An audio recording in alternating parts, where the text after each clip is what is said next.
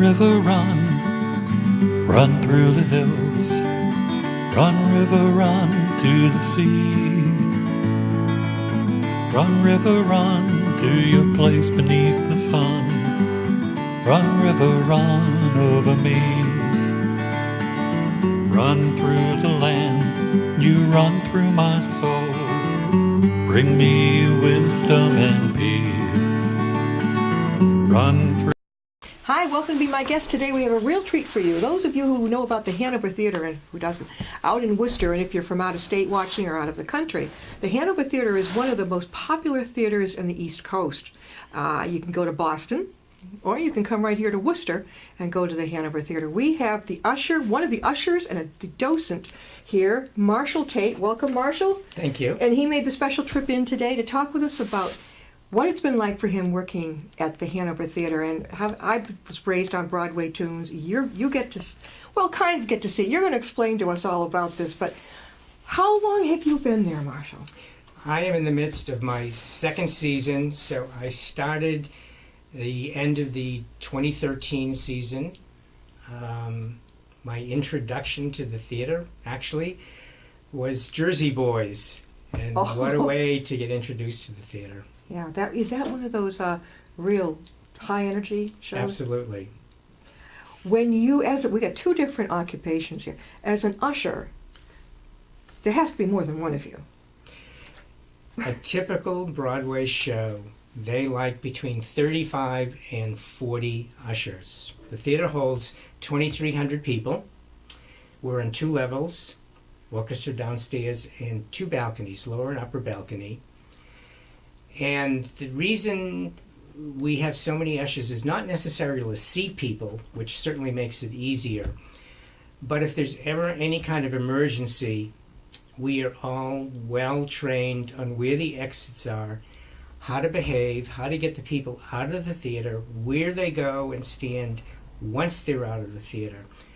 So it's more out of caution and evacuation than would be necessary just to seat people. Well, in the world the way it is today, we are not to get down, but we know that a lot of us, myself included, if I go in anywhere crowded now, I'm looking for that exit.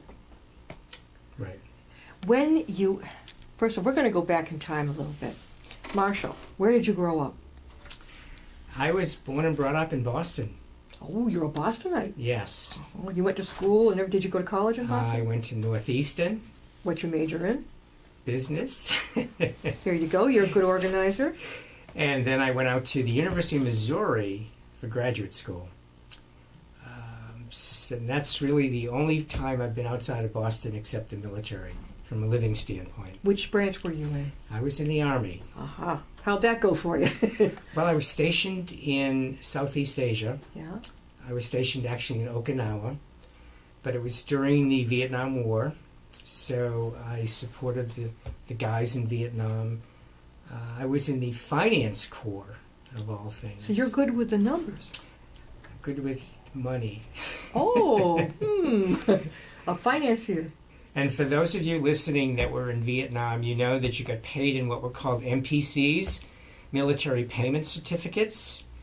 And if you left the country, you would exchange the MPCs for what we call greenbacks, so you could spend them if you went on leave either to Hawaii or to Australia. I was the one who flew in the greenbacks from Okinawa that went into the banks in Vietnam so you could exchange those MPCs. So those guys were pretty happy to see you? They were very happy to see me. Yeah, Yes. here comes our pay. Right. So, all right, so then you were in the military. Did you have any idea that when you went to college and majored in, was it Business. that you would end up doing something and he just absolutely loves it, you could tell he radiates it, being a docent and an usher at Hanover Theater? Never. Never. As a matter of fact, this came up with my wife and I. In the 50 years, let's say from 22 years old to 72 years old, where I would have been going to the theater, I probably went to a dozen plays. In the first year alone at the Hanover, I saw 15 plays. And I'm up to about 70 different plays now that I'm in the midst of my third year. So, no. You told me I asked him, like, you get to see all these for free, but you set me straight that, not really. Tell us about how that works. Yeah, it's difficult. Yeah. Depending upon the job that you have, and in particular, if you're a ticket taker, let me back up a ways. When you come to the theater, there are probably 8 to 10 different jobs. You do every one of those 8 jobs in the course of a year, but you do not know ahead of time what you're going to be doing. You're on a list, you look at your name, and it says this is what you're going to be doing. So if you're a ticket taker, where you scan the tickets of everybody coming in, you're at the front of the theater until every single person, every late person is in. Only then can you go into the theater and watch the play. I see. If you're seating people, you wait outside so that you could seat the latecomers. So you actually never really get to see the beginning of any particular show. Okay. Once you're inside, your focus really is on 2 things. Making sure people don't turn their cell phones on. Oh, God, yeah. Okay. That would be awful. Well, you can be anywhere from 50 to 100 feet away from a person, and as soon as that little screen lights up, you can see it. And I can hear it. Yes. I hate that. Right. Yeah. And if you can see it, you can imagine what it's doing to the patrons around that person. Yeah.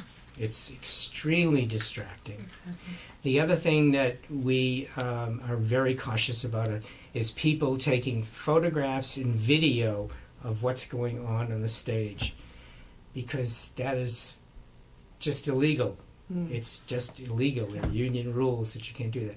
So our focus is not on what is going on the stage. It's really what's going on in the audience. With the audience. What happens, this is a probably lousy thought, but I know growing up I always wondered as a kid, what happens if somebody is sick? It happened to me 6 weeks ago. Right there in the audience? Right there in the audience. They It was a family, and they had gone out to dinner prior to the show. The grandmother was getting dizzy and nauseous, and the daughter came down and said, I have a medical emergency. And I said, okay, you stay right here, because I really didn't know where in the balcony. Well, she was okay, they were up She there. was upstairs. All right. I said, you stay right here. I'm going to go downstairs and I'm going to get the EMTs. Sure. And I got the EMTs and I brought them up, and the daughter was there and directed the EMTs and one of our other staff person over to where the person was ill. She was able to get up out of her seat. They walked her out of the theater. And sometimes just getting out of the theater where it's dark, and it may have been a little bit warm because she was up the row X, the furthest row away from the theater. You're up high. Yes. And that could have caused the dizziness. It could have been something she ate. Yeah. But once she got out of the theater and had some water, she was fine. But that's the first time that happens. Did they take her to the hospital? Or No, they did not. Did she go back up to watch the show? She did not. How do you handle the people around the person? I mean, you don't want to be panicking that someone's sick. That's a real, boy. If somebody has a heart attack, that's really difficult. Yeah. I can't answer it because it hasn't happened to me. First things first, right? It's got to, that person is the most important Yes, person there. right. Where I was at the Wayne Theater in Boston years ago, and I was up in the crow's nest, and it felt like I was like looking right. I did not like it. You have to get used to it. Ooh, no. And in addition to the height, you're walking very steep steps to get to those seats. Yeah. And I have seen older people really struggle and lose breath getting up to those seats. Yeah, I don't blame them. Yeah. I haven't been up to that part. I've been on the lower part, almost right near the stage, but I was never up that high. And I didn't realize looking up that it was that steep when you get there. Very. So you get your exercise. No wonder he's in such good shape. You must be. What do you think? How much miles do you take in a week? If it's a warm night, I am perspiring at the end of seating everybody. It is the toughest part of the theater to seat people because it's the steepest part. of the Yeah. theater. It's great for young people. I can't recommend it for older people. Sure. But I see it all the time. Once you're in your seat, it's perfectly fine. Come early. Yeah. That's the best thing I can say. Come early. Come early. So you're not rushed. What made you decide to? Did you apply to be an usher? What happened? Something turned. Yeah, you were retired by then, right? Yes. I mean, what's retirement? We talk about who Yes. retires, but so what happened? A little bit of an interesting story. Both my wife and I volunteer for the Mass Audubon in Princeton, Mass. Wachusett Meadow. Beautiful sanctuary. by I the believe way. we've had them on here too. Oh, okay. Yep. 1,200 acres, 12 miles of trails, and what we do is we maintain the trails. Yeah. We've been doing it now. This is our 7th year doing that. And we realize that at some point in time we will no longer be able to successfully do that. It would become physically too difficult. So we were looking for some place to put our energy, someplace else to volunteer. Yeah. Our next door neighbors had applied to the Hanover when it opened in 2008 to be ushers, and for some reason they were rejected. You told me about on this. the telephone. Did they ever find out why or pursue it? My suspicion is they spent 6 weeks in Florida during the winter. Uh-oh. That's the height of the Broadway I season. think so, yeah. And if you have 2 people that are going to Florida for 6 weeks and 2 people that are not, you're going to take the 2 people that are not. Sure. Okay. Anyway, the story stuck with us. And my wife said, "Do you remember the Hanover?" And our neighbors applied. And I said, "Of course." She said, "I think I'd like to try that." And then I said, "I don't know if I want to do it." Because again, in the prior 50 years, I've only gone to 12 plays. But I also knew that she would be getting out late at night.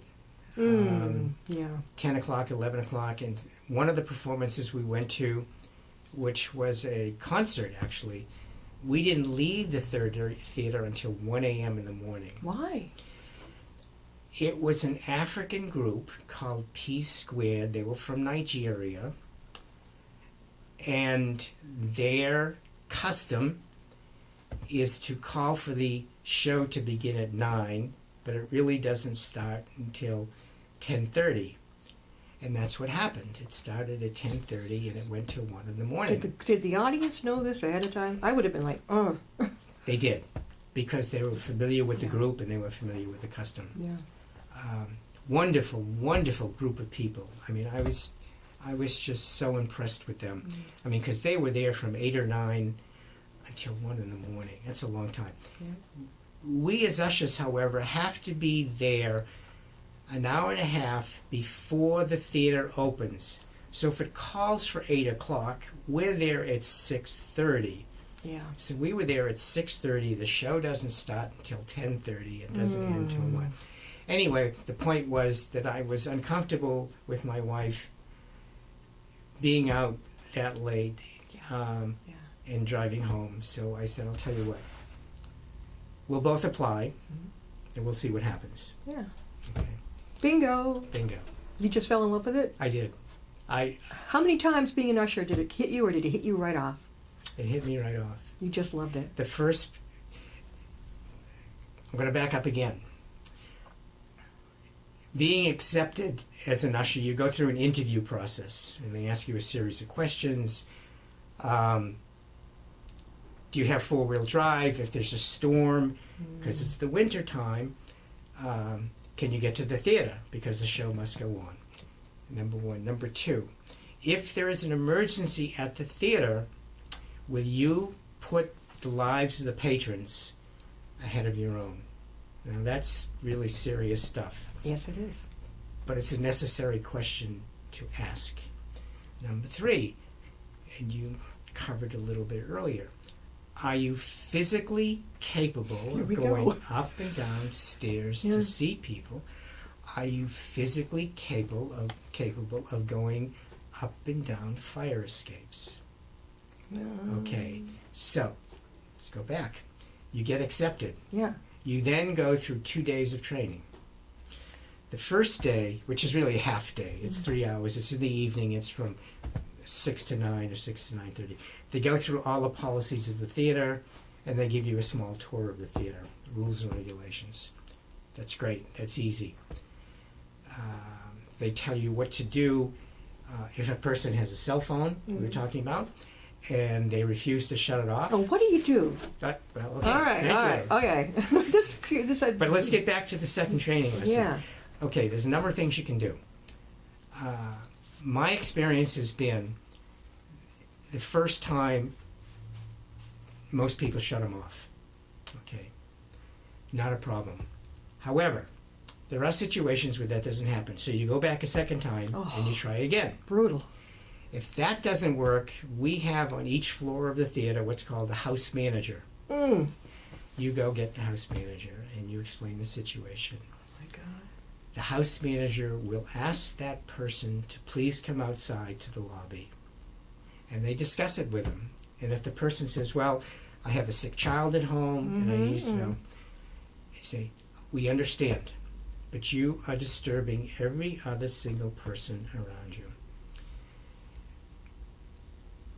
You would ask them if they have to check their phone to please go out in the lobby. Yep. And that's legitimate. So it's a series of escalations, hoping that it never gets to any one of those escalations. But if you're an usher at the back, let's say the show started and everybody's seated, and the ushers are in the back, how do you know?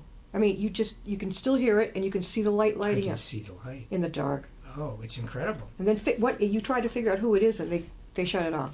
Well, they don't. You're behind them. They don't know. They don't know. And if they shut it off within 5 seconds, That's okay. it's okay. Yeah. You know, I'm not going to get involved. God. But I just think of not only am I an usher, and not only am I a docent, but I'm a patron. Yeah. And I have been in the theater watching it. It happened with. We just went to Fleetwood Mac. Oh, the concert. Yeah. And that happened to us, and we were patrons, and it was the people in front of us. So it impressed upon me the need for me and my wife as ushers to do a good job, because it matters. Yeah. Okay? Yeah, definitely. Now, a docent is different than an usher. Explain how you got into that. Okay. And a docent is different than a tour guide. Yeah. Okay. Yeah. A docent happens to be a German word that means teacher. So a tour guide could go through the theater and say, well, there are the seats, and there's the stage, and there's the orchestra pit, and there's the emergency exit. The docent, however, would say to you, here's the stage. This was built in 1906, and this is the person that built it. And let me show you the different layers of it. It teaches you about the theater. Yeah. Last April, the theater decided they wanted to start giving tours. And they picked 6 people that they thought would be good at interacting. Oh, definitely you. I mean, there's no doubt. Oh, yeah. You have a calm, very self-confident way, very non-threatening. Oh. That would appeal to, I think, anybody going, oh, yeah, definitely. So I shouldn't be a police officer. I think you're too gentle for that. Okay. So they picked 6 people and asked us if we were interested, and we said yes. And we had a meeting with a preservationist, Susan Shikori, and she's kind of shoot me because I'm probably ruined her name. We met with her, and we met with the CEO of the theater, Troy, and we could come with questions, and we asked questions about the theater. And we also got a chance to meet with the operations manager and the production manager. These are the people that are behind the scenes. Okay. And then on our own, individually, we just did research on the history of theater, when it was originally built, when it was sold, when it was demolished and rebuilt, and who the architect was. And it is beautiful. People who haven't seen the Hanover Theater, can you show us some pictures? You brought us. You brought yes. some. Yeah, definitely. Let's zero in on what you're. Franklin Square. Now, what does that mean? The Franklin Square Theater was actually built in 1904. So we can maybe get over there to that one, Paul, and check Okay. that out. And if you look at the Hanover Theater now, straight on, this still exists. This entranceway still exists. Is it stained glass, Marshall? Very interesting story. Yeah. When Showcase, this is an hour and a half dosing tour here. Okay. When Showcase Cinemas took over the theater in 1967, 1968, and then they showed movies there for 30 years until 1997, 98. They removed the stained glass windows. Huh. It is now plain glass. Oh, okay. So I when it was see. turned over, they made the theater a charitable contribution to the theater in just around Christmas time 2000. Okay. Everything else is there. This is not there. But pretty much everything has been restored as much as possible. This was 1904. It stayed this way actually until 1925. This was the entrance to the theater. My grandfather, Mike, he graduated at Clark in 1908. I'll bet you he might have been in there watching a show, and his parents maybe too. Who knows? It's very interesting. And this was a 1,700 seat theater, and they had celebrities and performers come from all over the world. The highlight of the theater was in 1906 when Sarah Bernhardt came here from Paris, France, to perform Camille. And she did 2 performances, standing room only, I'll bet. wonderful reviews. Oh. So Now this is the more modern pictures coming up, right? yes, Well, that's Pole's this is Palace. Poli's Palace. That's what it changed to? Sylvester Poli purchased the theater in 1912. Okay. Okay? Yeah. It stayed essentially this until 1926. This was demolished virtually in 1925 and rebuilt as Poli's Palace, 3,500 seat theater, designed by Thomas Lamb, who was the premier theater palace architect virtually in the world. Wow. He has theaters all in England, Australia, North Africa, Egypt, India. Yeah. Today, they still exist. This was opening day, Poli's Palace. This was November of 1926. Now, folks, what we're talking about is the Hanover Theater, and you're seeing it as it grew. Right. All right. Went through a series of hands. It went through Fox Theaters, Lowe's, not Lowe's, Lowe's Theaters. I got to be very careful because there are 2 chains, Right. Lowe's and Lowe's. Went through Lowe's Theaters, and then I went to Showcase Cinemas, which is the brand name for National Amusement or Redstone Theaters. Okay, Sumner Redstone, who is alive today. He's 92 years old. Just a kid. He's interesting enough. Boston native out of Dorchester, lived in Chestnut Hill for quite a while. Yeah. His daughter now runs the theater, Sherry Redstone. She actually visited the theater in 2011. They closed the theaters in 1998 and went to Showcase Cinemas North, which is exit 2 off of 190 North in the Greendale section. Right, yeah. 15 theater megaplex. When did Poli's shut down now? 1998 in Worcester. And now this is when the next picture is when it came up again? Again, Poli's went to Fox. Went right through the He thing. sold it. Yeah. Sylvester Poli sold it in 1928 to Fox. Fox in 1934, well, they went into bankruptcy. And Lowe's bought it. Lowe's kept it until 1964. They sold it to a small company in New Jersey who only kept it for 3 years. And then they sold it to Sumner Redstone. Okay, and that stayed from 1967 to 1998. And it closed in 1998. And 2 men, Ed Medaus and Paul DeMoga, saw a for sale sign on the theater and said, wouldn't it be nice to have Broadway musicals in Worcester. So I think I read about that in the late 90s, yes, way back in the paper. yeah. Are they still the owners? They're not the owners because it's a nonprofit, Yeah, but they are the founders. the founders of it. Yes, Okay. they are very much All right. around. They are very much patrons of the theater, and two wonderful human beings. I want to make sure that everybody knows who I am talking with. I have the honor of talking with Marshall Tate today, and he is a docent and an usher at our Hanover Theater right over in Worcester.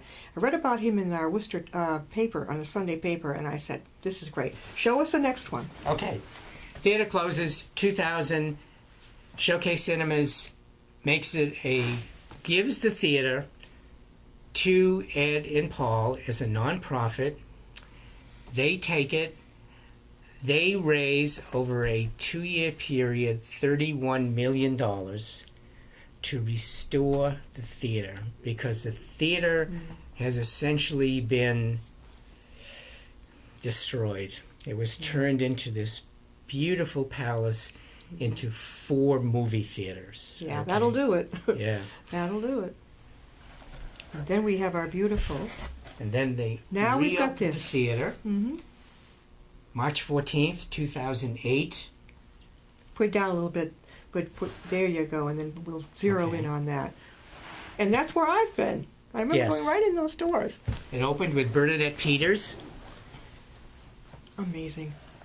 Now, parking, people have to go to a parking garage near there, right? There's a parking garage right across the street, Okay. 511 spaces. Okay. If you come on a Saturday or Sunday, there's actually no difficulty parking Okay. on the street. All right. Okay. I want to get back to the second day of training. Go for it. Okay. All right. We've This got is about 3 minutes left. Go for it. Okay, it's important.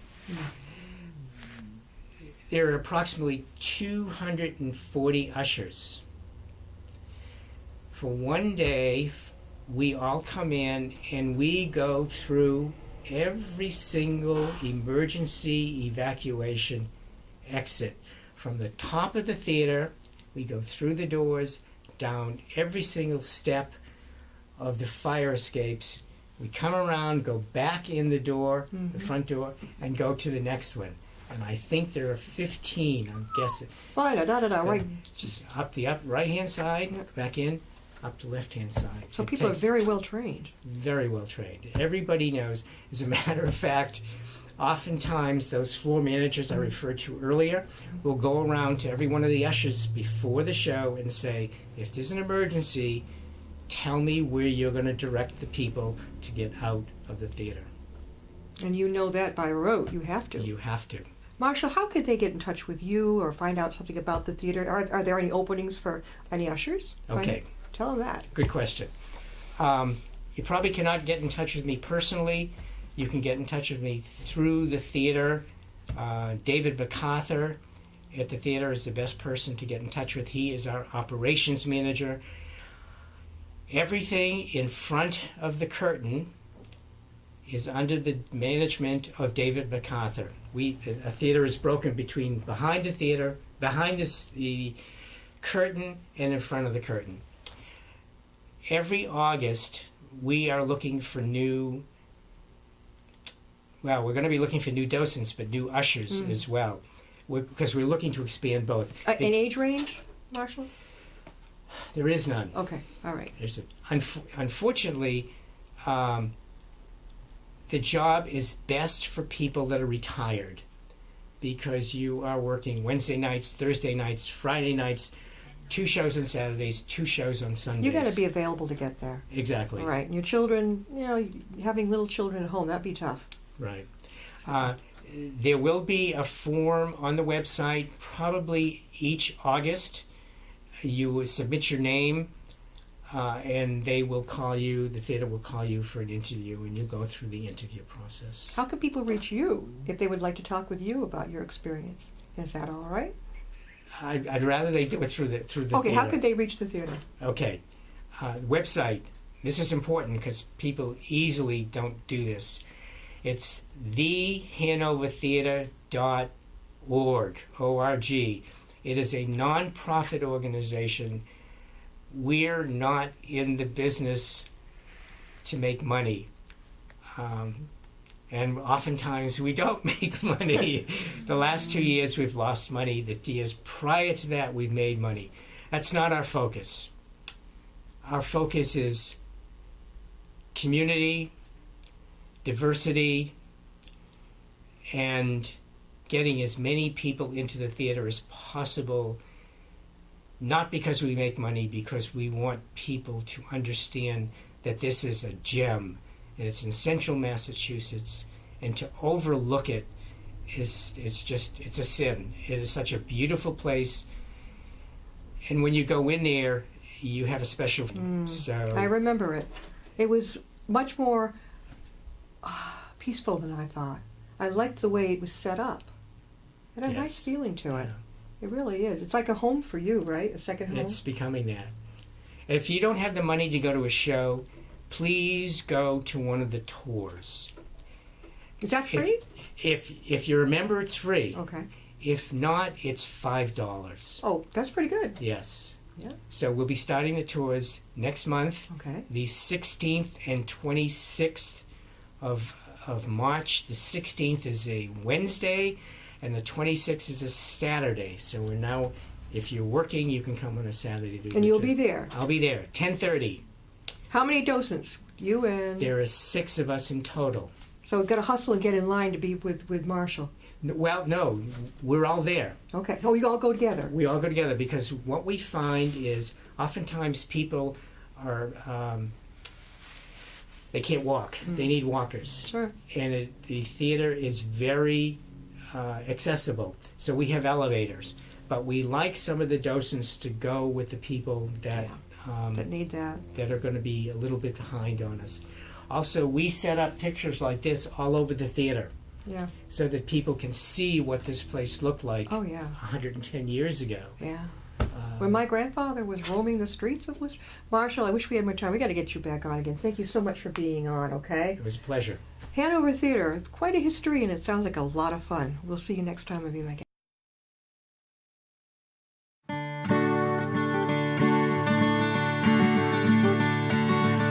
Run, river, run, run through the hills.